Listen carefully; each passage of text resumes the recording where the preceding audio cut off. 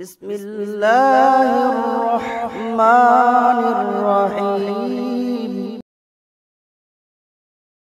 Redon HD video. أعوذ بالله من الشيطان الرجيم. بسم الله الرحمن الرحيم. الحمد لله رب العالمين والعاقبة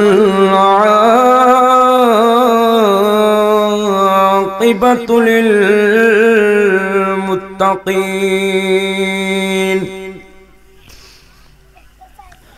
والصلاة والسلام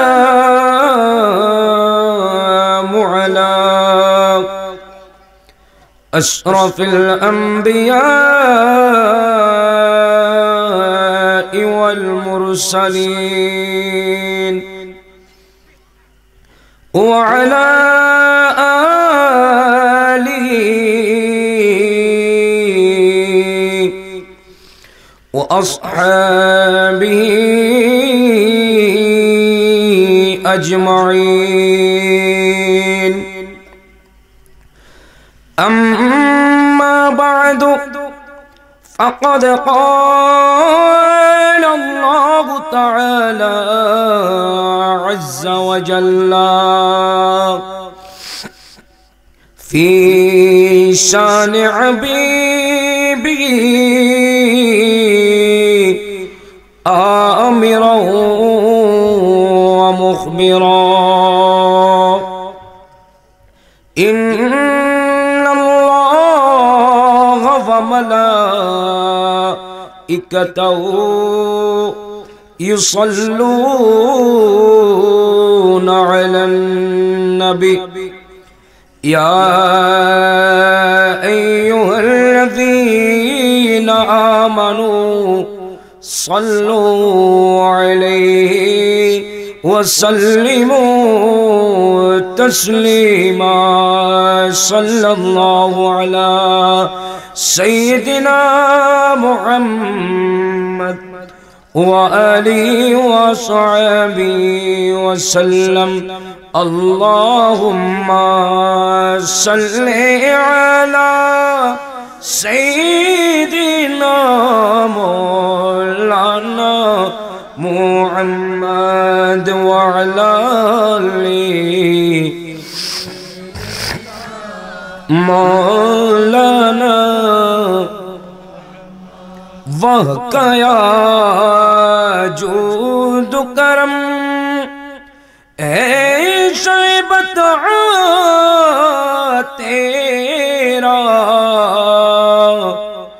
نہیں سنتا ہی نہیں مانگنے والا تیرا. اللہم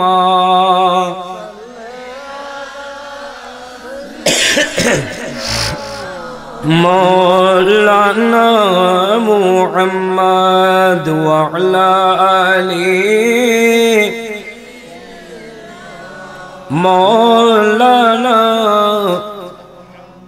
میں تو مالک کہوں گا کہ وہ مالک کے حبیب یعنی محبوب و معیب میں نہیں میرا تیرا. اللہم صلی علی مولانا محمد وعلی آلِ سیدنا.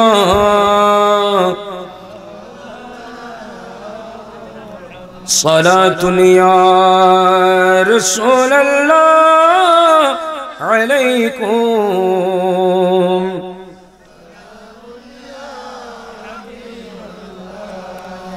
صبح طیبہ میں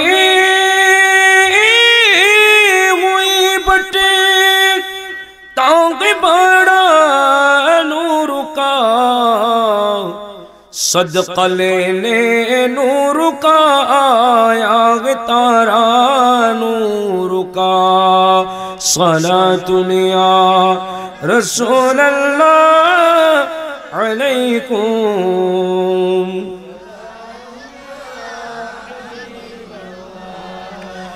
میں گدا تو بادشاہ بردے پیالہ نور کا نور دن دو نا تیرا دے ڈال صدقہ نور کا صلاۃ یا رسول اللہ علیکم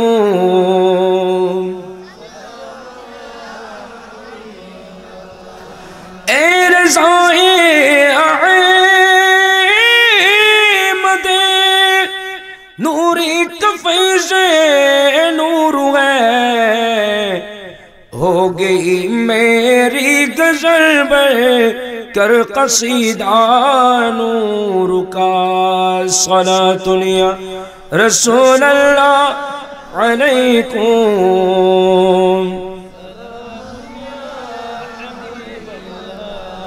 اعوذ باللہ من الشیطان الرجیم بسم اللہ الرحمن الرحیم قل بفضل اللہ وبرحمته فبذلك فليفرحوا هو خير مما يجمعون صدق الله مولانا العظيم وصدق رسوله النبي الكريم ونحن على ذلك من الشاهدين والشاكرين والحمد لله رب العالمين ربي صل وسلم وبارك عليه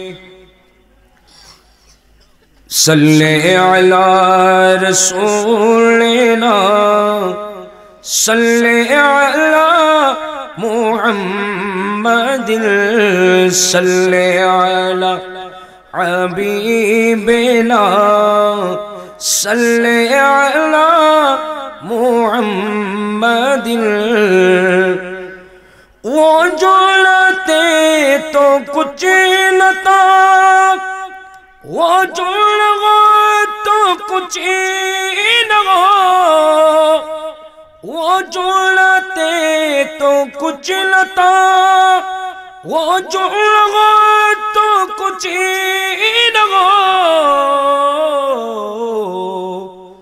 جان ہے وہ جہان کی جان گے تو جہانو گے صلی علی رسولنا صلی علی محمد صلی علی حبیبنا صلی علی محمد صلی اللہ علیہ وسلم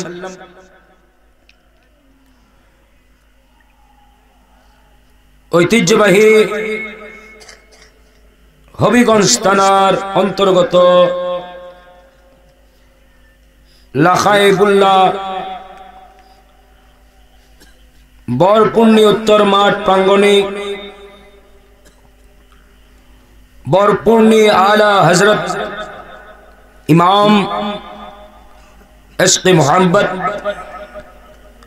ইমাম আহমদ রাজা খান ফাজলে বেরলভী রহমতুল্লাহ আলাইহি সুন্নি যুব সংঘের উদ্যোগে আয়োজিত আজিমুসান সুন্নি মহাসম্মেলনের সম্মানিত সভাপতি বরপূর্ণী উত্তর জামে মসজিদের সম্মানিত সাবেক ইমাম حضرت العلامہ جناب مولانا محمد عبدل حکیم صاحب قبلہ مدہ ذلہ العالی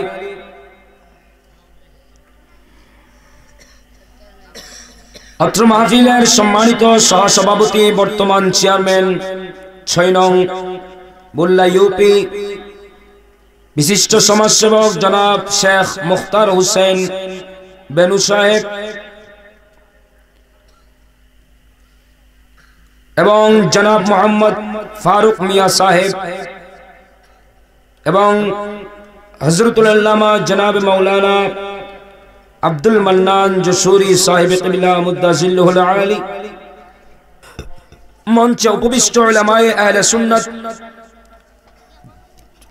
মেহমান বৃন্দ, আমার সামনে বসা মুরব্বিন ইসলাম, নওজওয়ান ভাইয়েরা, ছোট ছোট মাসুম বাচ্চারা, পর্দার আড়ালে মা ও বোনেরা, রহমানি ওয়া রাহমাকুমুল্লাহু তাআলা, আসসালামু আলাইকুম ওয়া রাহমাতুল্লাহি ওয়া বারাকাতুহু। মহান রব্বুল আলামিনের আলিশান দরবারে লাখো কোটি শুকরিয়া আদায় করছি যে মহান রব্বুল আলামিন আমার মতো একজন নগণ্য নালায়েক নাচিজ বান্দাকে এত বড় আজিমুস শান নূরানি ইরফানি রুহানি মাহফিলে যোগদান করে কোরআন সুন্নাহ মোতাবেক আলোচনা করার এবং আপনাদেরকে শ্রবণ করার তৌফিক দিয়েছেন। বিদায় মুহাব্বতের আওয়াজ বলি আলহামদুলিল্লাহ। সাথে সাথে প্রিয় রাসূল সাল্লাল্লাহু আলাইহি ওয়াসাল্লামের রওজা আকদসের মধ্যে লক্ষ কোটি দরুদের হাদিয়া প্রেরণ করছি, যেই নবীজির সদকায় রব্বুল আলামিন কুল কায়নাত সৃষ্টি করেছেন, বলুন আলহামদুলিল্লাহ।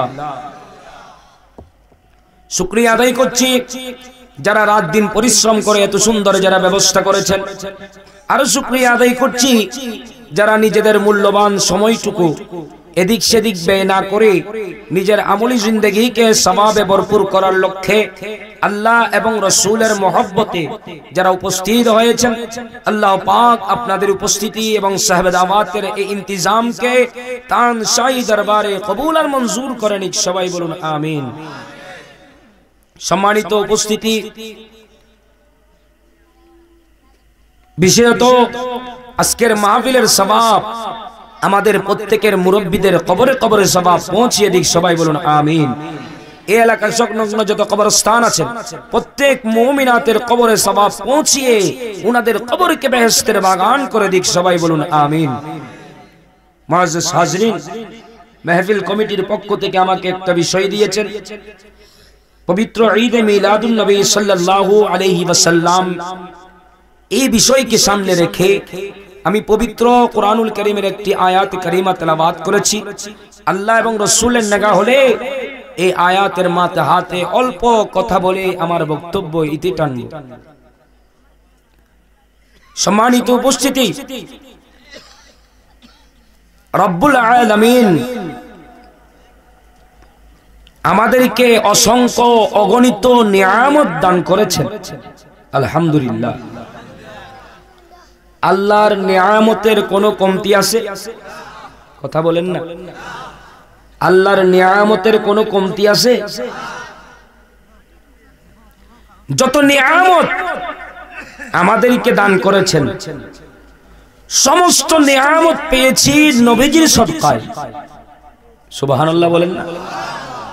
কার উসিলায়? কথা বলেন না। আমরা যদি লক্ষ্য করি জাহেলিয়াতের যুগে যেই সময় মানুষের কলবে ঈমান নাই, ইসলামের পরিচয় মানুষের কাছে নাই, আল্লাহর পরিচয় মানুষের কাছে নাই, খুনাখুনি, রাহাজারি, জুলুম, অত্যাচার, মহিলাদের কোনো সম্মান নেই, মহিলাদেরকে নর্তকী বানিয়ে রেখেছিল, আপন পিতা কন্যা সন্তানদেরকে জীবন্ত দাফন দিত, মানুষের কলবে মায়া মমতা কোনো কিছুই নাই, গরিবের হক গরিবের কাছে নাই, মিসকিনের হক মিসকিনের কাছে নাই, যার হক যথাযথ পাওয়া কারো কাছে নাই। এমন একটি কঠিন পরিস্থিতির মধ্যে রব্বুল আলামিন প্রিয় রাসূল সাল্লাল্লাহু আলাইহি ওয়াসাল্লামকে পুরা বিশ্ব জগতের জন্য, বিশ্ববাসীর জন্য রহমত হিসেবে প্রেরণ করে দিয়েছেন, বলুন সুবহানাল্লাহ। আমার নবীজি আগমন হয়ে যারা পথহারা মানুষ তাদেরকে পথ দেখিয়েছেন, ঈমানের দাওয়াত দিয়েছেন, ইসলামের কানুন শিক্ষা দিয়েছেন, মানুষের কলবে রহমত সৃষ্টি করে দিয়েছেন, মানুষের কলবে আল্লাহর পরিচয় ঈমানের দাওয়াত দিয়েছেন, বলুন না সুবহানাল্লাহ। এমনকি জুলুমিয়ত দুর্বৃত্ত করেছে, ঠিক না? আমার কথা আপনারা বুঝতেছেন? কথা বলেন না, আমার কথা বোঝা যায়? কোন ধরনের তো কষ্ট হচ্ছে না। এই বেশিক্ষণ কষ্ট দিব না, 1 ঘন্টা আনিক আপনাদেরকে নিয়ে আসি আর কি। এর চাইতে আর বেশি কষ্ট দিব না, 1 ঘন্টা, ঠিক আছে? কষ্ট হবে নাকি আর একটু কমায় ফেলবো? হ্যাঁ, কমায় ফেলবো? আচ্ছা আচ্ছা, ইনশাল্লাহ একটু মনোযোগ দিলে ইনশাল্লাহ আমি আসছি। নবীজি আগমন না হলে আমরা এত কিছু নিয়ামত পেতাম? বলেন না। আমরা খারাপ কাজের মধ্যেই থেকে যেতাম, পথভ্রষ্টের মধ্যেই থেকে যেতাম, ঠিক কি না? এটা আমার কথা নয়, রব্বুল আলামিনের কথা।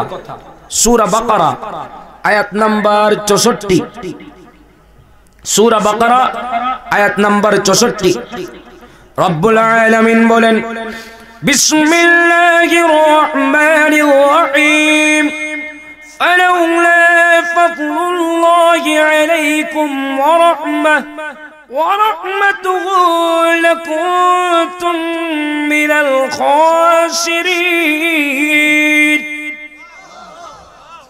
রব্বুল আলামিন বলেন, ফালাউলা ফাদলুল্লাহি আলাইকুম ওয়া রাহমাতুহু, এ আমার বান্দারা, তোমাদের কাছে আমার মাহবুব নবীকে যদি প্রেরণ না করতাম, এ আমার বান্দারা, তোমাদের কাছে আমার মাহবুব নবীকে যদি প্রেরণ না করতাম, লাকুনতুম মিনাল খাসিরিন, তোমরা পথভ্রষ্টের মধ্যে থেকে যেতে।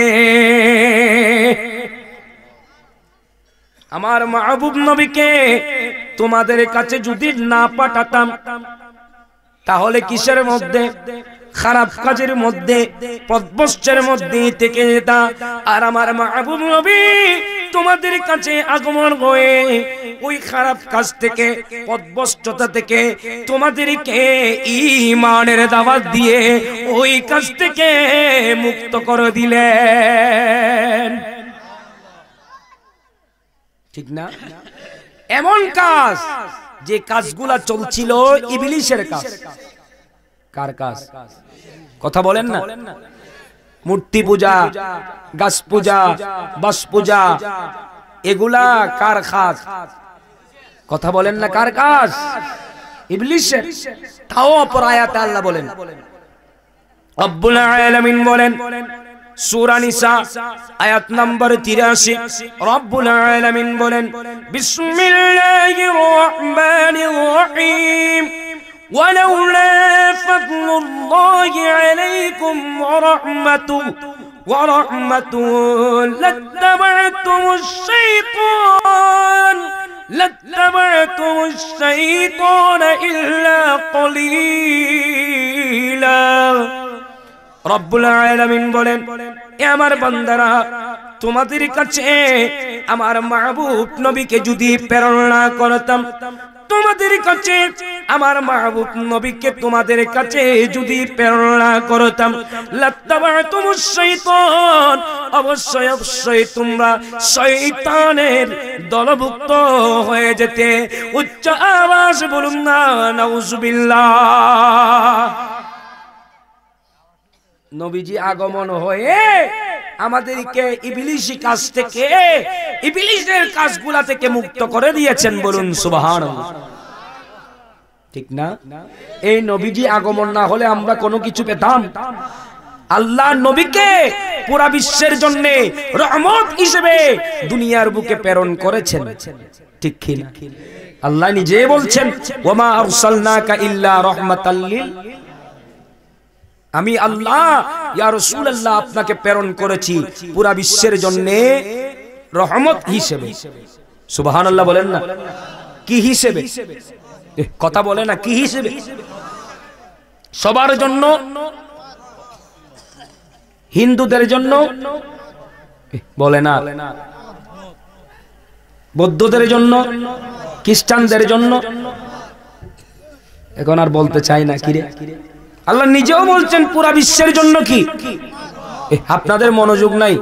খিদা লাগছে হুজুর তবরুক করছে না হ্যাঁ আগামী বছর খরবে আপনাদের কি লাগছে বাড়িতে চলে যাবেন আর বলে না একটু মনোযোগ দেন না আর কথা বলে না মনোযোগ আছে তো কি বলছি নবীজি সবার জন্য হিন্দুদের জন্য বৌদ্ধদের জন্য খ্রিস্টানদের জন্য মুসলমানের জন্য ঈমানদারের জন্য ঠিক না অনেকে বলেন প্রথমে বলতে চাই না হুজুর হিন্দু বৌদ্ধ খ্রিস্টান এদের জন্য কিভাবে রহমত ঠিক না সমস্ত আম্বিয়া কিরাম ওনাদের যুগে যারা ওনার উম্মতরা ওনার সাথে বিয়াদবি করার কারণে ওনারা বদদুয়া করে দেওয়ার সাথে সাথে আল্লাহ আযাব দিয়ে দিয়েছে কথা বুঝছেন হযরতে মূসা আলাইহিস সালামের জমানায় ফেরআউনদেরকে নীল নদের মধ্যে ডুবিয়ে মেরেছে হযরতে নূহ আলাইহিস সালামের জমানায় উনার উম্মতরা উনার শানে বিয়াদবি করেছিল আল্লাহ প্লাবন দিয়ে এদেরকে ধ্বংস করেছিল ইব্রাহিম আলাইহিস সালামের জমানায় উনার সাথে বিয়াদবি করার কারণে নমরুদকেও আল্লাহ ধ্বংস করেছে ঠিক না তাহলে বোঝা গেল এক এক আম্বিয়া কিরামের জমানায় এই কাফেরগুলা আপন নবীর সাথে বিয়াদবি করার কারণে বদদুয়া করার সাথে সাথে এদের উপর সাথে সাথে আযাব নাজিল হয়েছে আর আমার রাসূলের অবস্থায় নবীজি মক্কাতুল মুকাররমায় তশরিফ এনেছেন ইসলামের দাওয়াত যখন দেয় ওই তায়েফের জমিনের মানুষরা নবীকে পাথর মেরেছিল আবু জাহেল আবু লাহাব উতবা শাইবা যত বড় বড় কাফের ছিল নবীর শানে বিয়াদবি করেছিল কিন্তু নবীজি বদদুয়া করে নাই নবীজি বরঞ্চ আরো বলেছে আল্লাহ আমার উম্মতগণ আমাকে চিনে না বিদায় তারা এই ধরনের করছে তারা যদি আমাকে চিনতো এই ধরনের করতো না আল্লাহ সুবহানাল্লাহ বলবেন না তাহলে নবীজি সবার জন্য কি কথা বলে না এই কাফের যারা ছিল ইহুদি নসরা এদের উপর কি আযাব হয়েছে নবীজি কি বদদুয়া দিয়েছেন এদের উপর কি আযাব হয়েছিল না আচ্ছা তাহলে বোঝা গেল সবার জন্য কথা বলেন না সবার জন্য ইবলিসের জন্য আর বলে না ইবলিসের জন্য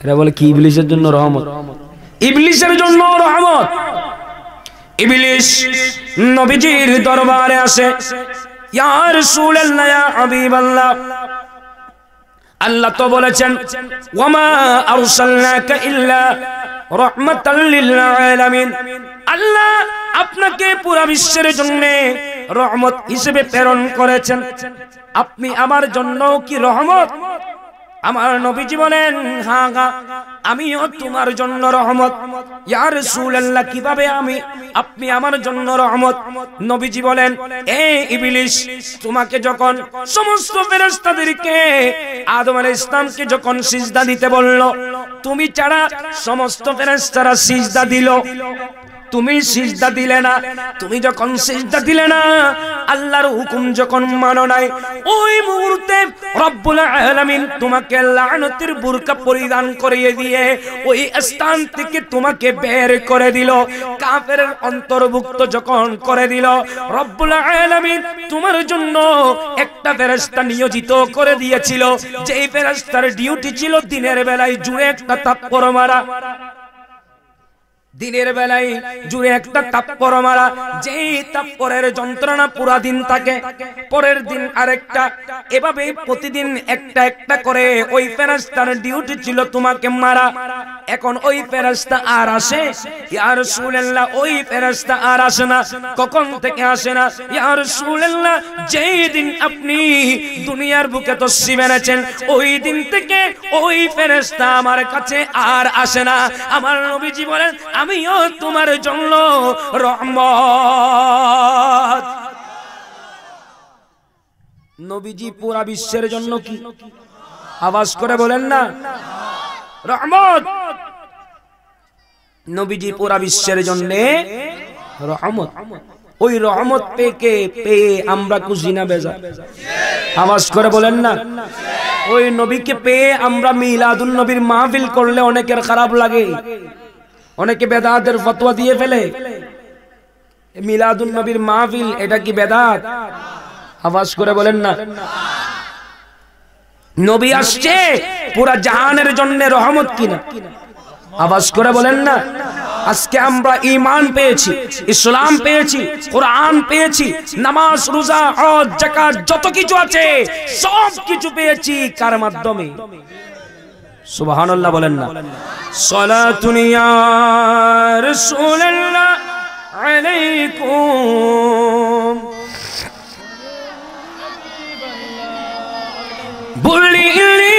বলবো না, বলতে পারি না,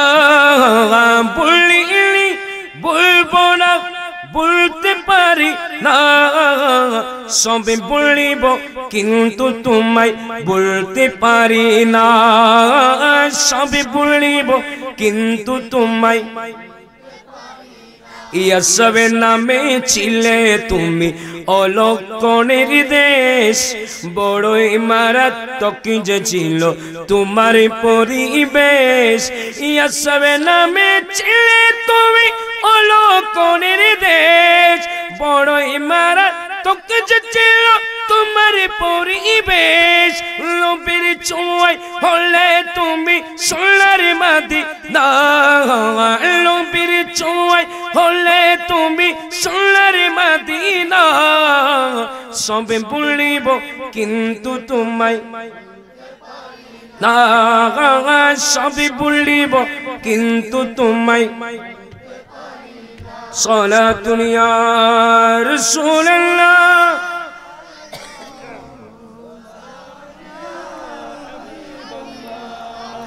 তোমার বুকে প্রাণের নবীর কদম পড়েছে, তোমার বুকে জিবরিল আমিন সদা এসেছে, তোমার বুকে প্রাণের নবীর কদম পড়েছে, তোমার বুকে জিবরিল আমিন সদা এসেছে। আর সেলিম হায়দার কেমন করে যাব মদিনা, আমরা আশিক কেমন করে যাব মদিনা, সবে বলিব কিন্তু তোমায় না, সবে বলিব কিন্তু তোমায়। বলিলি বলবো না, বলতে পারি না, বলিলি বলবো না, বলতে পারি না, সবে বলিব কিন্তু তোমায়। আল্লাহুম্মা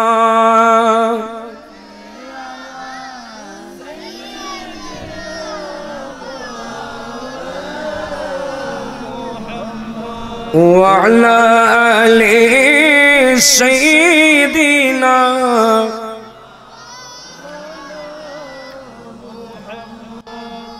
বলেন না সব কিছু পেয়েছি কার মাধ্যমে? আওয়াজ করে বলেন না। কার মাধ্যমে? কোরআন পেয়েছি কার মাধ্যমে? সব কিছু পেয়েছি নবীজির মাধ্যমে, ঠিক কিনা? শুনেন সূরা জুমআ আয়াত নম্বর 2 রব্বুল আলামিন বলেন বিসমিল্লাহির রহমানির রহিম হুয়াল্লাযী বা'আথা ফিল উম্মিয়িনা রাসূলাম মিনহুম ইয়াতলু আলাইহিম আয়াতিহি ওয়া ইউযাক্কিহিম ওয়া ইউআল্লিমুহুমুল কিতাব ويعلمهم الكتاب والحكمة। রব্বুল আলামিন বলেন হুয়াল্লাযী বা'আথা ফিল উম্মিয়িনা রাসূলাম মিনহুম। এ আমার বান্দারা, আমি রব্বুল আলামিন তোমাদের মধ্য থেকে তোমাদের কাছে আমার মাহবুব নবীকে প্রেরণ করে দিলাম, যারা পড়ালেখা জানে না তাদেরকে ইলম দেওয়ার জন্য। যাদের কাছে জ্ঞান নাই, তোমাদের কাছে জ্ঞান নাই বিদায়, ইলম নাই বিদায় তোমরা মূর্তি পূজা, গাছ পূজা, বাস পূজা নিয়ে ব্যস্ত ছিলা। তোমাদের কলবে ঈমান ছিল না, তোমাদের কাছে আমি রব্বুল আলামিনের পরিচয় তোমাদের কাছে ছিল না। আর আমার মাহবুব নবীকে তোমাদের কাছে প্রেরণ করে দিলাম। যাদের কাছে জ্ঞান নাই, যাদের কাছে ধর্মের জ্ঞান নাই, যাদের কাছে কোনো ধরনের ইলম নাই, ওই বান্দাদেরকে ইলম দেওয়ার জন্য আমার মাহবুব নবীকে প্রেরণ করে দিলাম। আমার নবীজি আগমন হয়ে ইয়াতলু আলাইহিম আয়াতি, আমার আয়াত কারিমা তোমাদের কাছে তেলাওয়াত করবেন। ওয়া ইউযাক্কিহিম, তোমাদের কলবে ঈমান দিয়ে তোমাদেরকে পবিত্র করবেন। সুবহানাল্লাহ বলেন। কি দিয়ে পবিত্র করবে? আওয়াজ করে বলেন না, কথা বলে না। ঈমান দিয়ে। কি দিয়ে? ঠিক না?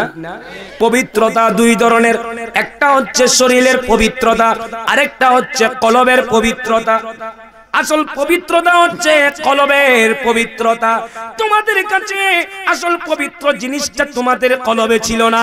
আর আমার মাহবুব নবী আগমন হয়ে তোমাদের কলবে ঈমানের প্রদীপ জ্বালিয়ে তোমাদের কলবকে নূরে নূরান্বিত করে দিয়েছেন। আন্দার ভুবনে উদয় হলো পূর্ণিমার চাঁদ, পূর্ণিমার চাঁদ, পূর্ণিমার চাঁদ, পূর্ণিমার চাঁদ। যিনি সকল নবীদের সেরা নবী, যিনি সকল নবীদের সেরা নবী, নবী মুহাম্মদ, নবী মুহাম্মদ। আন্দার ভুবনে উদয় হলো পূর্ণিমার চাঁদ, পূর্ণিমার চাঁদ, পূর্ণিমার চাঁদ, পূর্ণিমার চাঁদ। সনাতুনিয়া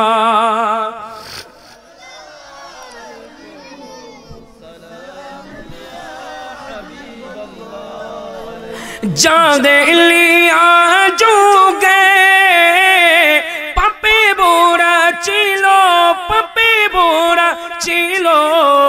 নবীর কদম মুবারকের ছোঁয়া লেগে পুণ্যের আলো পেল, পুণ্যের আলো পেল।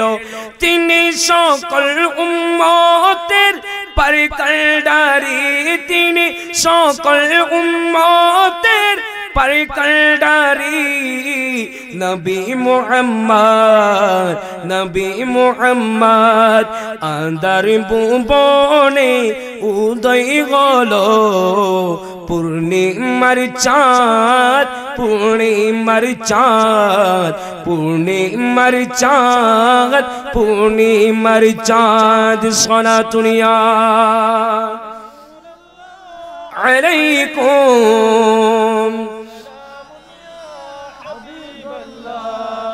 কি বলছিলাম? রব্বুল আলামিন বলেন ইয়াতলু আলাইহিম আয়াতি ওয়া ইউযাক্কিহিম, আমার মাহবুব নবী তোমাদের কাছে আমার আয়াত কারিমা তেলাওয়াত করবেন। ওয়া ইউযাক্কিহিম, তোমাদের কলবে ঈমান দিয়ে পবিত্র করবেন। ওয়া ইউআল্লিমুকুমুল কিতাবা ওয়াল হিকমা, তোমাদেরকে কোরআনের তালিম দিবেন এবং সুন্নাহর তালিম দিবেন। সুবহানাল্লাহ বলেন। তোমাদেরকে কোরআনের তালিম এবং কিসের? সুন্নাহ বলেন না, কিসের? কোরআন এবং, আওয়াজ করে বলেন কি? কোরআন এবং। কারণ সমস্ত হাদিসের উপর আমল করা যাবে না, কিন্তু সমস্ত সুন্নাহর উপর আমল করা যাবে। ঠিক না? সমস্ত হাদিসের উপর কি করা যাবে না? আমল করা যাবে না, যদি আবার হাদিসটা সহিহ হয়। কিন্তু কিসের উপর আমল করা যাবে? যত সুন্নাহ আছে সুন্নাহর উপর আমল করা যাবে। সুন্নাহ হচ্ছেন 3000। কয় হাজার? সমস্ত সুন্নাহ হাদিস, কিন্তু সমস্ত হাদিস সুন্নাহ নয়। কথা বুঝতেছেন? সমস্ত হাদিস সুন্নাহ নয়, কিন্তু সমস্ত সুন্নাহ হচ্ছে হাদিস।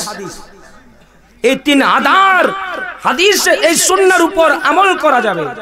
হাদিস তো অসংখ্য অগণিত, সমস্ত হাদিসের উপর আমল করা, আওয়াজ করে বলেন না, আমল করা যাবে না।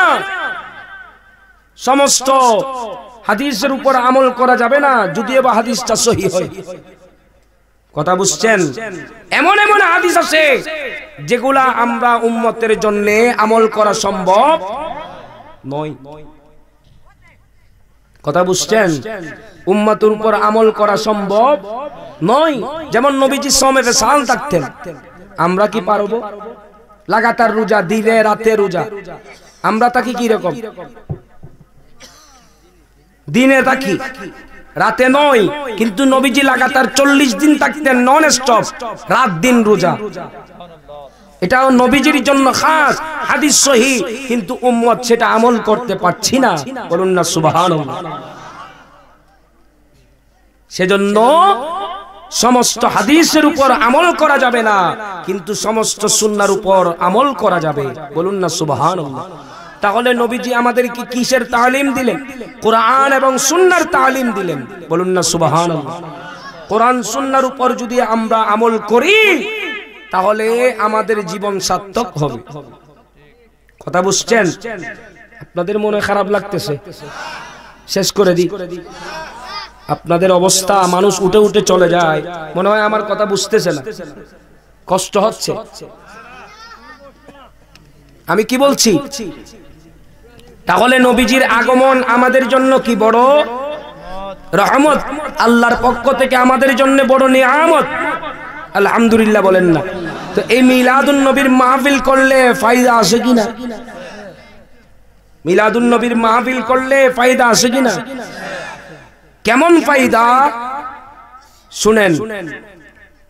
মালিকি মাযহাবের উল্লেখযোগ্য একটা কিতাব ইয়ানাতুত তালিবিন, ঘটনাটা প্রায় 1250 বছর আগের ঘটনা। খলিফা হযরত ওমর ইবনে আব্দুল আজিজ রাহমাতুল্লাহ আলাইহি, যাকে দ্বিতীয় ওমর বলা হতো, ওনার সময়কার এই ঘটনা। যিনি বাদশা ছিল, ওই বাদশা একজন সন্তান, ছোট মাসুম বাচ্চা, ঘরের ছাদের উপর দাঁড়িয়ে দূর থেকে দেখতেছে একজন সওয়ারি ঘোড়ায় চড়ে অনেক দ্রুত বেগে আসতেছে, অনেক দ্রুত বেগে আসতেছে। ওই বাচ্চা দেখার সাথে আর দেরি করে না, ঘরের ছাদ থেকে দৌড়ে একদম রাস্তার মাঝখানে চলে আসে। এমন ভাবে পৌঁছে গেছে, যিনি ঘোড়া সওয়ারি ওই বাচ্চার উপর দিয়ে উঠাই দিয়েছেন, ঘোড়াকে আর কন্ট্রোল করতে পারে নাই, বাচ্চা ওইখানেই মারা গেল। ইন্না লিল্লাহ। ওই বাচ্চার উপর যখন উঠাই দেয়, বাচ্চা যখন মারা যায়, বাদশা শোনার সাথে রাগান্বিত হয়ে যায়। বাদশা সৈন্যবাহিনীদেরকে হুকুম দিল, এ আমার সৈন্যবাহিনীরা, যাও যাও, যারা আমার সন্তানকে, যে বান্দা আমার সন্তানকে কতল করেছে, ওই বান্দাকে তোমরা গ্রেফতার করো, তোমরা জেলখানায় বন্দী করো। ওই বান্দাকে যতক্ষণ পর্যন্ত আমি শুলির উপর চড়াবো না, ততক্ষণ পর্যন্ত আমার অন্তর ঠান্ডা হবে না। বাদশা হুকুম দিয়ে দিল। সৈন্যবাহিনীরা গেল, খবর নিতে নিতে ওই ঘোড়া সওয়ারিকে গ্রেফতার করলো। ওই ঘোড়া সওয়ারিকে গ্রেফতার করে জেলখানার মধ্যে বন্দী করলো। ওই বান্দা বলে, আমার অপরাধ কি? আমার অপরাধ কি? সৈন্যবাহিনীরা বলে, আপনি বাদশার সন্তানের উপর ঘোড়া উঠাই দিলেন, বাদশার সন্তানকে কতল করেছেন, বাদশা যার হুকুম দিয়েছে আপনাকে শুলির উপর চড়াবে, আপনাকে কতল করবে। ওই বান্দা বলে, আমি তো ইচ্ছাকৃতভাবে মারি নাই, বাদশার সন্তান এমন অবস্থায় পৌঁছে গেল, আমি ঘোড়াকে কন্ট্রোল করতে পারি নাই, বাদশার সন্তানের উপর আমার ঘোড়া উঠাই দিয়েছি, আমি তো ইচ্ছাকৃতভাবে মারি নাই। ইচ্ছাকৃতভাবে মারলে না খুনের বদলায় খুন, আমি তো ইচ্ছাকৃতভাবে মারি নাই, এমন অবস্থায় পৌঁছে গেল আমি ঘোড়াকে কন্ট্রোল করতে পারি নাই। ইচ্ছাকৃতভাবে যখন মারি নাই, জরিমানা আদায় করলে হবে। সৈন্যবাহিনীরা বলে আমরা এত কিছু বুঝি না, বাদশা হুকুম দিয়ে দিয়েছে, বাদশা আপনাকে শুলির উপরে চড়াবে। এই কথা বলে সৈন্যবাহিনীরা যখন চলে যায়, ওই বান্দার অন্তর ছোট হয়ে যায়, মন ছোট হয়ে যায়। ওই বান্দা আল্লাহর দরবার সিজদায় পড়ে গেল, কান্নাকাটি শুরু করে দিল। সিজদায় গিয়ে রব্বুল আলামিনকে বলতে লাগলো, আল্লাহ আপনি তো আমার মনের খবর জানেন, আপনি আমার অবস্থা জানেন। বাদশার সন্তান এমন অবস্থায় পৌঁছে গেল, আমি ঘোড়াকে কন্ট্রোল করতে পারি নাই, ব্রেক করতে পারি নাই, আমি তো ইচ্ছাকৃতভাবে মারি নাই। বাদশা তো হুকুম দিয়ে দিয়েছে আমাকে কতল করবে, আমাকে শুলির উপর চড়াবে। এই কঠিন মুসিবত থেকে আপনি যদি আমাকে রক্ষা করেন, আমার জান নিয়ে আমার ঘরের মধ্যে যদি আমি ফিরে যেতে পারি, আমি ঘরে গিয়ে মিলাদুল নবীর মাহফিল পড়াবো। এদিকে এ বান্দা মান্নত করে বসলো, আর ওদিকে বাদশা রাগান্বিত, পেলে কি করবে? কতল করবে, শুলির উপর চড়াবে। সৈন্যবাহিনীদের উপর রাগান্বিত হয়ে গেল, এখন আসছো না কেন? একে যতক্ষণ মারবো না আমার অন্তর ঠান্ডা হবে না। বাদশা রাগান্বিত, পেলেই কতল করো। সৈন্যবাহিনীরা গেল, জেলখানা থেকে ওই বান্দাকে ধরে আনতে লাগলো। এদিকে বাদশা রাগান্বিত, পেলে কতল করবে।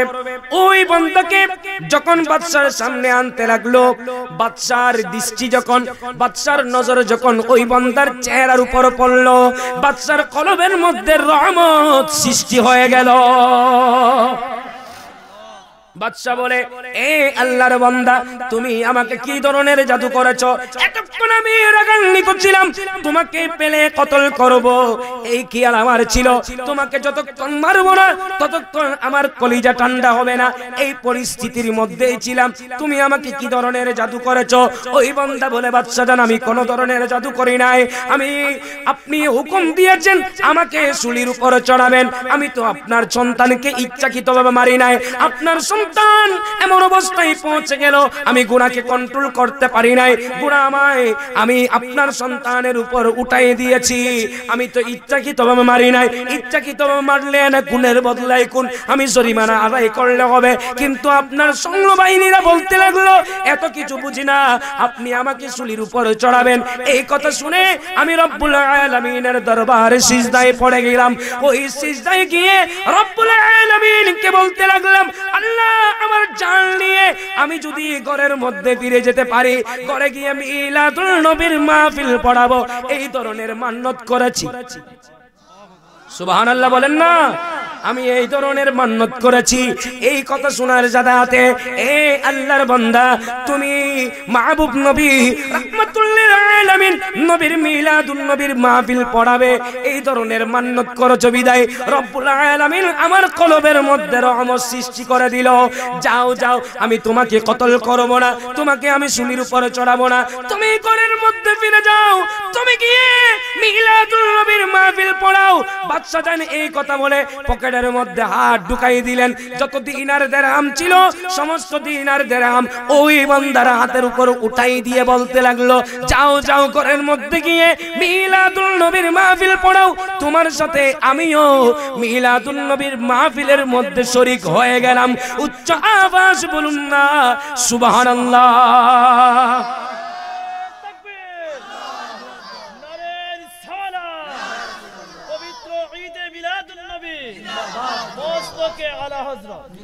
ईद मिलादुल नबी है, दिल बड़ा मसरूर है, ईद दीवानों की तो बारबीउल नूर है, ईद मिलादुल नबी है, दिल बड़ा मसरूर है, इस तरफ जो नूर है तो उस तरफ भी नूर है, जर्रा जर्रा सबे जगह का, जर्रा जर्रा सबे जगह का नूर से मअमूर है, ईद मिलादुल नबी है, दिल बड़ा मसरूर है।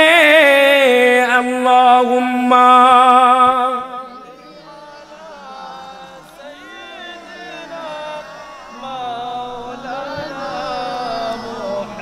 वअला आलि सय्यिदिना।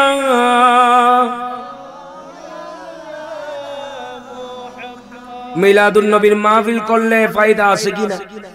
এত বড় কঠিন মুসিবত থেকে নিজের জান নিয়ে ফিরে আসতে পারছে, মৃত্যুর চাইতে বড় কঠিন আর আছে?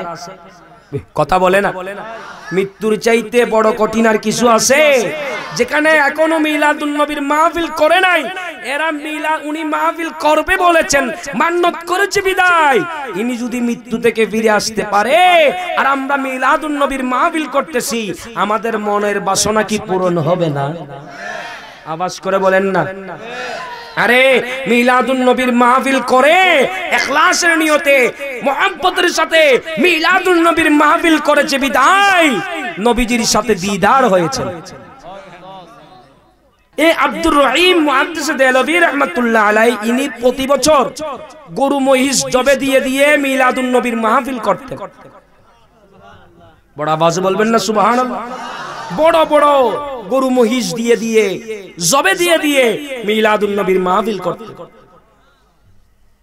উলামায়ে কেরামদেরকে দাওয়াত দিতেন, বড় বড় উলামায়ে কেরাম তশরিফ আনতেন, কোরআন সুন্নাহ মোতাবেক মিলাদুন নবীর সাবজেক্টের উপর, বিভিন্ন বিষয়ের উপর ইনারা আলোচনা করতেন। লাস্টে সবাই তবরুকাত গ্রহণ করে যেতেন। এক বছর হযরত আব্দুর রহিম মুহাদ্দিস দেহলভী রাহমাতুল্লাহ আলাইহি, ওনার সম্পদ কমে গেল, গরু মহিষ জবে দেওয়ার মতো সম্পদ নাই, মন ছোট হয়ে গেল। আরে আমি কি করব, এখন কি করব? মিলাদুন নবীর মাহফিল আমি কিভাবে পড়াবো? আমার কাছে গরু মহিষ কেনার পয়সা নাই, টাকা নাই, এখন আমি কি করব? অনেক চিন্তা করতে করতে করতে করতে যেই সময় মিলাদুন নবীর মাহফিলের সময় চলে আসলো, যাই হোক না কেন, যেমন করে হোক না কেন, ছোট হরে হলো আমি মিলাদুন নবীর মাহফিল পড়াবো। সবাইকে দাওয়াত দিলেন, সবাই উপস্থিত হলো। উলামায়ে কেরাম ওনারা তাকরীর করলেন। উনি চনাবুট বেজে, কথা বুঝতেছেন কি বাজছে? চনাবুট বুঝেন না? এখানে কি বলেন? হ্যাঁ, তো আপনারা তো বুঝতেছেন না মনে হয়, আওয়াজ করতেছেন না যে। বুঝতেছেন কি? চনাবুট বাজে না? কি বলেন? দোকানে খান না? রমজানুল মুবারক মাস আসলে খান না? এটা কি বলে? এটা বাজলেন সবার জন্য। ওই চনাবুট বেজে মিলাদুন নবীর মাহফিল পড়াই দিলেন। লাস্টে সবার জন্য তাবরুকাত চনাবুট খাওয়াই দিলেন। সবাই যখন ঘরে ফিরে গেল, হযরতে আব্দুর রহিম মুহাদ্দিস দেহলভী ওনার অন্তর কিন্তু ঠান্ডা হয় না। আরে আমার উপর আমার রাসূল রাজি হয়েছে কিনা? প্রতি বছর তো আমি গরু মহিষ জবে দিয়ে মিলাদুন নবীর মাহফিল পড়াই, এই বছর আমি চনাবুট দিয়ে যে মাহফিল পড়ালাম, আমার রাসূল আমার উপর রাজি হয়েছে কিনা? এভাবে চিন্তা করতে করতে করতে ওনার ঘরের মধ্যে রাতের গভীরে ওনার ঘুম চলে আসে। ওনার কামরার মধ্যে ওনার যখন ঘুম চলে আসে, ঘুমের মধ্যে দেখতে পেলেন ওনার ঘরের মধ্যে প্রিয় রাসূল সাল্লাল্লাহু আলাইহি ওয়াসাল্লাম তাশরীফ এনেছেন। পাশে চনাবুট রয়ে গেল। এ আব্দুর রহিম মুহাদ্দিস দেহলভী, আমি রাসূল তোমার উপর রাজি হয়েছি কিনা তুমি এই টেনশনের মধ্যে আছো। দেখো তোমার চনাবুটগুলো আমি গ্রহণ করেছি। আমি গরু মহিষ চাই না, আমি আমার উম্মতের কলব চাই। আমার উম্মতের কলবের মধ্যে আমার প্রতি মহব্বত আছে কিনা, আমার প্রতি ভালোবাসা আছে কিনা সেটা আমি দেখি। তুমি আমি রাসূলকে মহব্বত করে মিলাদুন নবীর মাহফিল পড়াইছো, আমি রাসূল তোমার উপর রাজি হয়ে গেছি। উচ্চ আওয়াজ বলুন না সুবহানাল্লাহ। হযরত আব্দুর রহিম দেলবী রাহমাতুল্লাহ আলাইহি উনার ঘুম যখন ভেঙে যায়, দেখা গেল উনার ঘরের মধ্যে নবীজি চনাবুটগুলা রাখছে, এগুলা আছে। এমনকি নবীজি তশরিফ এনেছেন, ওই তশরিফ আনার কারণে নবীজির শরীর মুবারক থেকে যেই খুশবু বের হয়েছে, উনার ঘর পুরা খুশবুয়ে বু বু করতেছে। ওই খুশবু প্রায় 2 থেকে 3 মাস পর্যন্ত উনার কামরার মধ্যে নবীজির সুঘ্রাণ থেকে গেছিল। উচ্চ আওয়াজে বলুন না সুবহানাল্লাহ। মিলাদুন নবীর মাহফিল করলে ফায়দা আছে কি? ইনারা বলেন নবীজি উনার ঘরে আসছে, এই ক্ষমতা আছে কি? নবীর কাছে আছে কি না? কথা বলেন না। নবীর কাছে যেখানে সেখানে যাবার ক্ষমতা আছে কি না? নবীজি জিন্দা কি না? কথা বলেন না। এমন এমন ফেরকা আছে, এরা বলে নবী মারা গেছে, মাটির সাথে মিশে গেছে। বড় আওয়াজে বলবেন না নাউজুবিল্লাহ। আরে ভাই, আমাদের সুন্নি আলেমের কথা নয়, ওনাদের বড় বড় আলেম যারা, কথা বুঝতেছেন? ওই দেওবন্দ মাদ্রাসার প্রতিষ্ঠাতা কাসেম নানুতুবি সাহেব, উনি একটা কিতাব লিখেছে আবে হায়াত। ওই আবে হায়াতের ফার্স্ট টু লাস্ট একটা কথা বুঝাতে চেয়েছেন, সেটা হচ্ছে নবীজি হায়াত অবস্থায় যে ক্ষমতা, নবীজি ইন্তেকালের পরেও মাজারে পাক জিন্দা, নবীজি যেখানে ইচ্ছা সেখানে যেতে পারেন, নবীজি যেখানে ইচ্ছা সেখানে ভ্রমণ করতে পারেন। বলুন সুবহানাল্লাহ। ওনাদের বড় হুজুরের আকীদা এটা, যেখানে ইচ্ছা সেখানে। সুবহানাল্লাহ বলেন না। আরে শুধু তাই নয়, ওই দেওবন্দ মাদ্রাসার বড় মুহাদ্দিস, ইনি একটা বুখারী শরীফের সরা লিখেছে, যার নাম আনোয়ার শাহ কাশ্মীরি। দেওবন্দ মাদ্রাসার বড় মুহাদ্দিস আনোয়ার শাহ কাশ্মীরি, উনি একটা বুখারী শরীফের সরা বের করেছেন। ওই কিতাবের নাম ফাইজুল বারি ফি শরহে সহিহুল বুখারী। কিতাবের নাম কি বলছি? ফাইজুল বারি ফি শরহে সহিহুল বুখারী। বুখারী শরীফের সরা করেছেন, ব্যাখ্যার কিতাব বের করেছে। ওই ব্যাখ্যার কিতাবের প্রথম খণ্ডের 204 পৃষ্ঠার মধ্যে একটা ঘটনা আনলেন। ঘটনাটা হচ্ছে মিশরের জামে মসজিদে 8 জন ছাত্র উস্তাদের কাছে হাদিসের দরস নিতেন। ওইখানের মধ্যে উল্লেখযোগ্য যার নাম আব্দুল ওয়াহাব শারানি রাহমাতুল্লাহ আলাইহি, বড় মাপের মুহাদ্দিস, বড় মাপের আলেম ছিলেন। ওনারা 8 জন, আব্দুল ওয়াহাব শারানি রাহমাতুল্লাহ আলাইহি, ইনারা 8 জন উস্তাদের কাছে বসে বসে বুখারী শরীফের দরস নিতেন। সুবহানাল্লাহ বলেন। প্রতিদিন উস্তাদের কাছে হাদিসের দরস নিতেন আব্দুল ওয়াহাব শারানি রাহমাতুল্লাহ আলাইহি। ওনারা 8 জন মিলে উস্তাদের কাছে বুখারী শরীফ দরস নিতেন, পড়তেন। একদিন ওনারা মিশরের জামে মসজিদের মধ্যে বসা, উস্তাদ আসবেন, ইনাদেরকে হাদিসের দরস দিবেন। এই অপেক্ষায় ইনারা রয়ে গেল। অপেক্ষা করতে করতে করতে করতে দেখা যায় উনাদের উস্তাদ আসে না। এমন সময় দেখা যায় একজন নুরানি শেকেলের মানুষ উনাদের সামনে উপস্থিত হয়ে উনাদেরকে হাদিস পড়ানো আরম্ভ করে দিলেন। জিজ্ঞেস করে না গতকাল তোমাদের হুজুর কতটুকু পড়াইছে, সেটা জিজ্ঞেস করে নাই। উনি এরপর থেকে পড়া আরম্ভ করলেন। এমনকি ওনাদের উস্তাদ যতটুকু পড়ায় হাদিস পড়াই চলে যায়, উনিও ততটুকু পড়ালেন। এরপরে যখন চলে যায়, আল্লামা আব্দুল ওয়াহাব শারানি রাহমাতুল্লাহ আলাইহি ওনার কদম ধরলেন, হুজুর আপনার পরিচয় একটু দেন না। প্রতিদিন তো আমরা আমাদের উস্তাদের কাছে হাদিসের দরস নিই, আজকে আমাদের উস্তাদ আসতে পারে নাই কেন? আর আপনার পরিচয় দেন। আপনি তো আমাদেরকে জিজ্ঞেস করেন নাই তোমাদের হুজুর কতটুকু পড়াইছেন, সেটাও জিজ্ঞেস করেন নাই। এরপর থেকে পড়া আরম্ভ করাই দিলেন, আপনার পরিচয় একটু দেন না।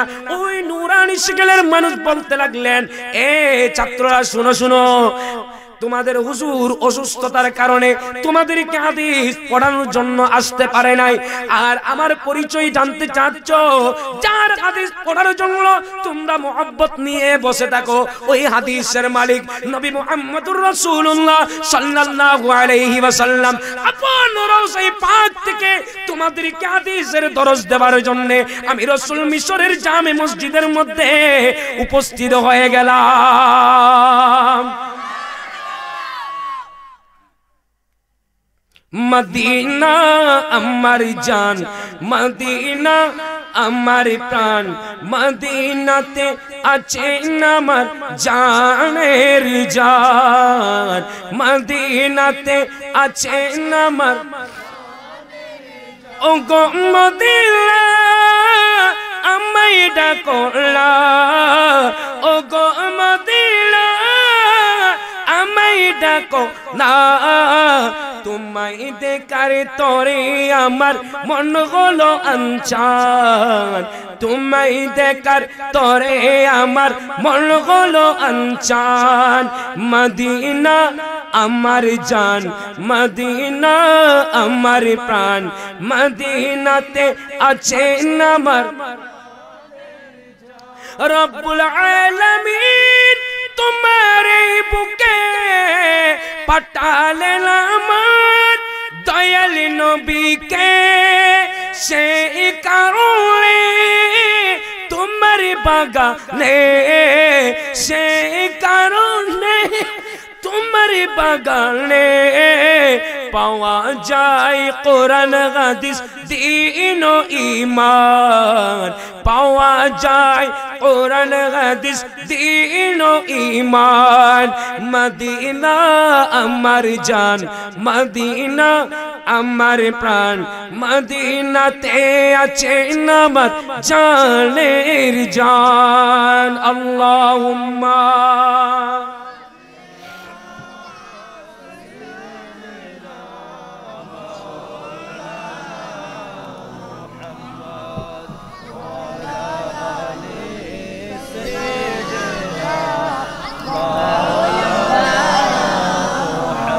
কি বলছিলাম, মিলাদুন নবীর মাহফিল করলে ফায়দা আছে কিনা?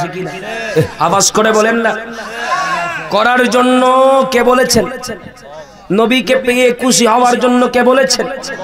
আওয়াজ করে বলেন না। আমার কথা নয়, আমি যে আয়াতে কারিমা তেলাওয়াত করেছি শেষ করে দিচ্ছি। সূরা ইউনূস আয়াত নম্বর 58। রব্বুল আলামিন বলেন, বিসমিল্লাহির রহমানির রহিম, قل بفضل الله وبرحمته فبذلك فليفرحوا هو خير مما يجمعون। রব্বুল আলামিন বলেন, قل بفضل الله وبرحمته فبذلك فليفرحوا। ইয়া রাসূলুল্লাহ, ইয়া হাবিবাল্লাহ, আপনার উম্মতদেরকে বলে দিন, কুল বিফাদলিল্লাহ, আল্লাহর ফজল পে, ওয়া বিরহমাতিহি, আমি রব্বুল আলামিনের রহমত পে, ফাবিযালিকা ফালইফরাহু, তারা যেন আনন্দ উৎসব করে। সুবহানাল্লাহ বলবেন না? আল্লাহর ফজল এবং রহমত মায়নে তাফসীরে জালালাইন শরীফের মধ্যে লিখতেছেন, আল্লাহর ফজল মায়নে হচ্ছে কোরআন, রহমত মায়নে নবী মুহাম্মদুর রাসূলুল্লাহ সাল্লাল্লাহু আলাইহি ওয়াসাল্লাম। এবার অর্থ হবে, ইয়া রাসূলুল্লাহ, ইয়া হাবিবাল্লাহ, আপনার উম্মতদেরকে বলে দিন, তারা আমার কোরআন পে, আপনি রাসূলকে পে, তারা যেন আনন্দ উৎসব করে। হুয়া খায়রুম মিম্মা ইয়াজমাউন, ওই আনন্দ উৎসব করাটা তার জীবনের যত ভালাই সওয়াব অর্জন করেছেন তার চেয়েও উত্তম। মিলাদুন নবীর মাহফিল করলে ফায়দা আছে কিনা? নবীকে পেয়ে খুশি হওয়ার জন্য কে বলেছেন? তারা যেন আপনি রাসূলকে পেয়ে আনন্দ উৎসব করে। হুয়া খায়রুম মিম্মা ইয়াজমাউন, এই আনন্দ উৎসব করা, মিলাদুন নবীর মাহফিল করা তার জীবনের যত ভালাই সওয়াব অর্জন করেছেন তার চেয়ে উত্তম। আওয়াজ করে বলবেন না সুবহানাল্লাহ। সুতরাং আমাদেরকে ওই নবীকে মহব্বত করতে হবে, ঠিক না? নবীর মহব্বত যদি না থাকে ওই বান্দা মিলাদুন নবীর মাহফিল বুঝবে? আওয়াজ করে বলুন না। সুতরাং আমাদেরকে নবীকে মহব্বত করতে হবে, নবীর সুন্নাহ অনুযায়ী নিজেদের জীবনকে গঠন করতে হবে, ঠিক না? আমাদের এই সংগঠনের নাম কি? আলা হযরত। যে আলা হযরত নবীর একটা সুন্নতের বাইরেও যায় না, যিনি পুরা আপাদমস্তক নবীর মহব্বতেই ছিলেন। সুবহানাল্লাহ বলবেন না? যে আহমদ রেজা পুরা আপাদমস্তক নবীর মহব্বতে কাটিয়েছেন, যিনি ইন্তেকালের সময় যাকে নেওয়ার জন্য আমার রাসূল তশরিফ এনেছেন। নবীজি আসার ক্ষমতা আছে কিনা? আমি প্রথমেই বলেছিলাম, ঠিক না? শুধু আমাদের সুন্নি আকীদার কিতাবে নয়, এই বাতিলদের কিতাবের মধ্যে ওনাদের আলেমেরও আকীদা, উস্তাদের আকীদা সুন্দর ভালো। ছাত্র যদি বিয়াদবি করে উস্তাদের কি দোষ হবে? ঠিক কি না? এরা তো বিয়াদব ছাত্র হবে। উস্তাদের কানুন না মানলে, উস্তাদকে না মানলে ছাত্র কি বিয়াদব না? কথা বলেন না? আল্লাহ সবাইকে বুঝার তৌফিক দান করুন। একজন বড় সৈয়দ জাদা,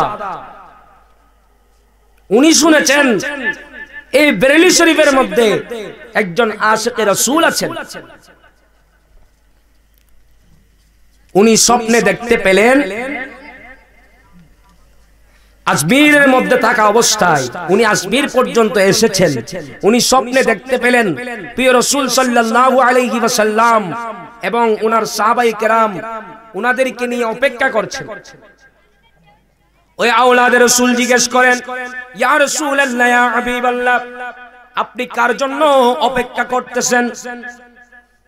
আপনি কার জন্য অপেক্ষা করতেছেন? আমার নবীজি বলেন, আমার একজন আশিক যার নাম আহমদ রেজা। আমার নবীর গুণ, আমার নবীজির নামে আহমদ রেজা। সুবহানাল্লাহ বলেন না? আমার একজন আশিক, তাকে গ্রহণ করার জন্য আমি উপস্থিত হয়ে গেলাম। সুবহানাল্লাহ বলবেন না? ওই আওলাদ রাসূল অবাক হয়ে যায়, ইনি কেমন বান্দা যার জন্য নবীজি এবং সাহাবায়ে কেরাম অপেক্ষায় রয়েছে তাকে গ্রহণ করার জন্য। কোন জায়গায়? বেরেলি শরীফে। উনি খবর নিয়ে উনি ওইখানে রওনা হয়ে গেলেন। 2-3 দিন পরে ওইখানে গিয়ে পৌঁছলেন। জিজ্ঞেস করলেন, আহমদ রেজা কোথায়? শোনার সাথে ওনারা বলতে লাগলেন, 3 দিন আগে উনি ইন্তেকাল করেছেন। কোন সময় ইন্তেকাল করেছেন? জোহরের সময় ইন্তেকাল করেছেন। উনি এরপরে চিন্তা করে ওই 3 দিন আগে জোহরের সময়, যেই সময় নবীজিকে দেখেছিলাম ওনাকে গ্রহণ করার জন্য অপেক্ষায় রয়েছিলেন, ওই সময় আহমদ রেজা ইন্তেকাল করেছিলেন। বলেন, হুজুর আপনি জিজ্ঞেস করতেছেন যে, আপনি ওনার পরিচয় এভাবে জিজ্ঞেস করতেছেন? ওনার পরিচয় তুলে ধরে বলতে লাগলো, আমি 3 দিন আগে এই আহমদ রেজা যখন ইন্তেকাল করলো, ওই সময় আমি প্রিয় রাসূল সাল্লাল্লাহু আলাইহি ওয়াসাল্লাম এবং সাহাবায়ে কেরামদেরকে নিয়ে দেখতে পেলাম ওই আহমদ রেজাকে গ্রহণ করার জন্য স্বয়ং নবীজি উপস্থিত হয়ে গেছিলেন। উচ্চ আওয়াজ বলুন না সুবহানাল্লাহ। যাকে গ্রহণ করার জন্য স্বয়ং নবীজি উপস্থিত হয়েছেন, তো ওনার শানে যদি বিয়াদবি করে হবে? কথা বলেন না? যার পুরো জীবন নবীজির প্রেমের মধ্যে কাটিয়েছেন, যার কলমে ১৫০০০-এর উপর কিতাব লিখেছেন নবীজির শানে, বাতিলদের বিরুদ্ধে নবীজির শানে ৫৫টা বিষয়ের উপর উনি কলম ধরেছেন। এমন জ্ঞানের অধিকারী যিনি বড় মুজাদ্দিদ ছিলেন, এত বড় মাপের আলেমের সাথে বিয়াদবি করলে হবে? আমরা সাধারণ মানুষ হয়ে ওনাদের শানে বিয়াদবি করলে ক্ষতি না? আল্লাহ সবাইকে বুঝার তৌফিক দান করুন। আসুন সবাই নবীজিকে সালাতুস সালাম জানাই। ইয়া নবী সালাম আলাইকা, ইয়া রাসূল সালাম আলাইকা, ইয়া হাবিব সালাম আলাইকা।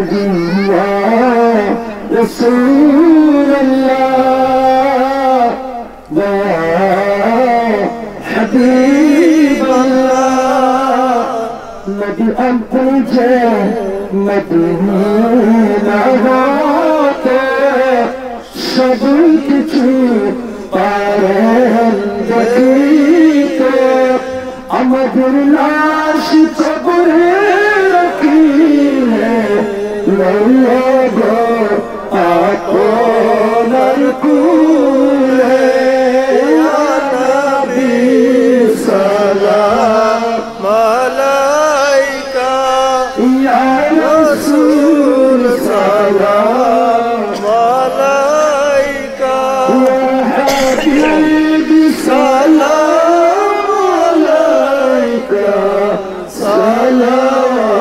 সালাওয়াতুল্লাহ আলাইকা হাবিবি রাসূলুল্লাহ ওয়া রাহমাতুল লিল আলামিন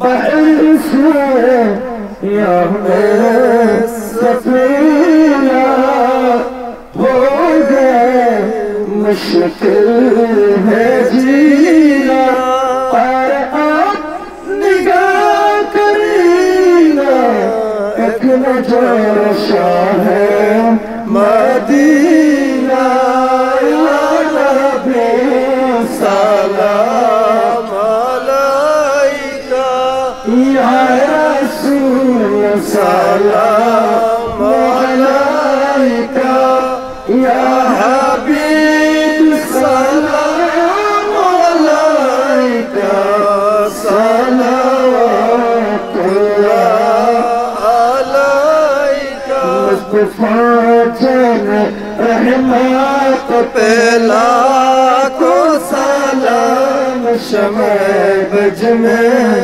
ہدایت پہ لاکھوں سلام عجم امامت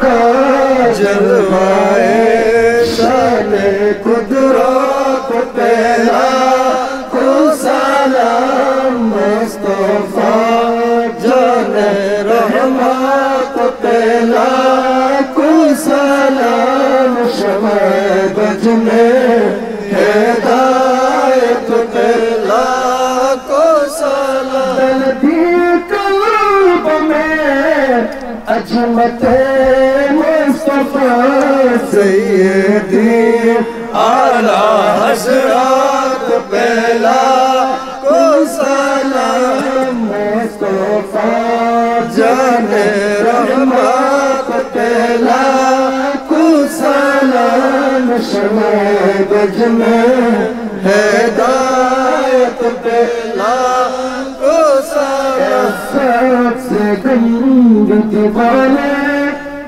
منصور دعا کرنا جب وقت رضا آئے دیدار عطا کرنا دیدار عطا کرنا اے نور خدا آ کر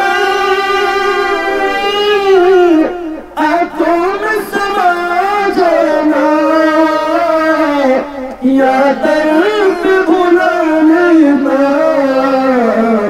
یا خواب میں آ جانا یا درد بھلا لینا یا خواب میں آ جانا میں قدر اندھیری میں گھبراؤں جب تنہا امداد میری کرنے آ جانا رسول اللہ امداد میری کرنے آ جانا رسول اللہ روشن میری تربت کو اے نور خدا کرنا جو تمہیں تو اشیب امار দিদার দিয়ে ধন্য করো না, দিদার দিয়ে ধন্য করো না, এসে গম্ভ দিওয়ানা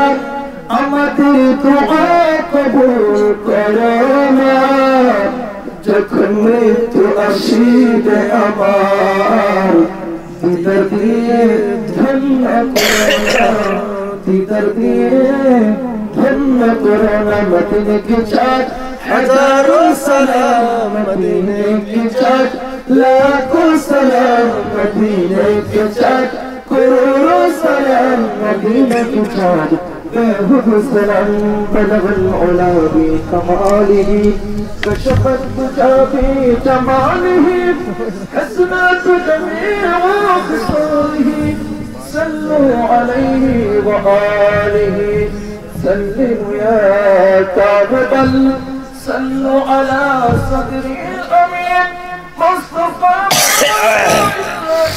رحمة للعالمين مصطفى ما جاء الله رحمة للعالمين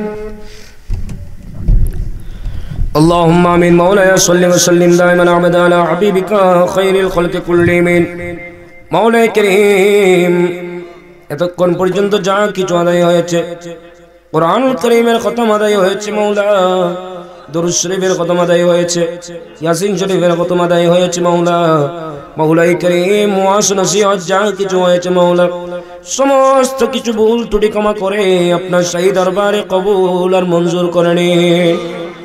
মাওলাই কারীমের আদিয়া লক্ষ গুণ কোটি গুণ বৃদ্ধি করা কাইন আমাদের হুজুর পুণ্যর মুহাম্মদুর রাসূলুল্লাহ সাল্লাল্লাহু আলাইহি ওয়াসাল্লামের রওজা আকদাসের মধ্যে পৌঁছিয়ে দিন। হযরত আদম ইসলাম থেকে নিয়ে হযরত ঈসা রুহুল্লাহ পর্যন্ত যতজন নবী কিরাম দুনিয়ার বুক থেকে তশরীফ নিয়েছেন প্রত্যেকের নামে নামে সওয়াব পৌঁছিয়ে দিন। উম্মাতুল মুমিনিনদের মাজারে পাকে পৌঁছিয়ে দিন। সমস্ত সাহাবায়ে কেরাম তাবেঈন তাবে তাবেঈন আইম্মায়ে মুজতাহিদিন মুতাকাদ্দিমিন মুতাআখিরিন রিদওয়ানুল্লাহি তাআলা আলাইহিম আজমাইন মাজার পাকে পৌঁছিয়ে দিন। মাওলাই করিম সমস্ত শুহাদায়ে কেরামদের মাজার পাকে পৌঁছিয়ে দিন। গৌসে পাকের মাজার পাকে পৌঁছিয়ে দিন। গরিব নওয়াজের মাজার পাকে পৌঁছিয়ে দিন। মাওলাই করিম শাহ আহমদ রাজা খান ফাজল বেলবি রহমাতুল্লাহ আলাইহি মাজার পাকে পৌঁছিয়ে দিন। মাওলাই করিম বাংলার জমিনে ইসলাম বচরাতে সুলতানুল আউলিয়া শাহজালাল শাহ ফরন ইমানি শাহ রহমাতুল্লাহ আলাইহি 300 জন আউলিয়া নাসিরউদ্দিন সিবাসালা রহমাতুল্লাহ আলাইহি গাজী মিল্লাত শের বাংলা রহমাতুল্লাহ আলাইহি চট্টগ্রামের জমির বারাউনের মাজার পাকে পৌঁছিয়ে দিন। মাওলাই করিম বিশ্বের আনাচে যতজন আউলিয়া কেরাম দুনিয়ার বুক থেকে তশরীফ নিয়েছেন প্রত্যেকের নামে নামে সওয়াব পৌঁছিয়ে দিন। মাওলাই করিম আমরা যারা আমিন আমিন করছি কারো আব্বা নাই, কারো আম্মা নাই, মনকে মন টনকে টন মাটির নিচে যাই তো জানি না কে কোন অবস্থায় রয়েছে। মাওলা মাওলাই করিম আজকের যা কিছু আদায় হয়েছে সমস্ত সওয়াব ওনাদের প্রত্যেকের নামে নামে পৌঁছিয়ে দিন। ওনাদের কবরকে বেহেশতের বাগান করে দিন।